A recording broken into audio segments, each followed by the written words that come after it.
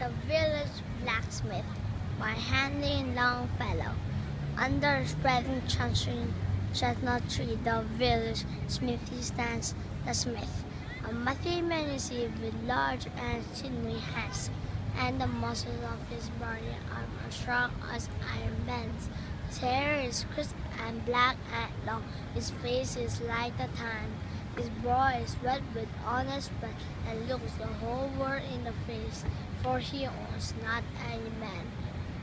Week in, week out, from morn till night, you can hear him swing his heavy sled. You can hear him swing his heavy sled with measure, beat and slow, like the sexton ring the village bell when the evening sun is low, and children coming home from school looking at the open door.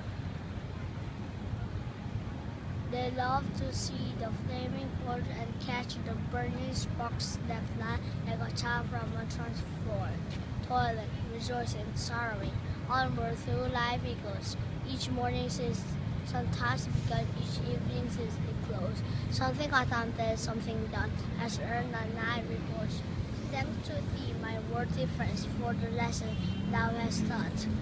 Thus, at the flaming forge of life, our fortunes must be wrought, and thus at the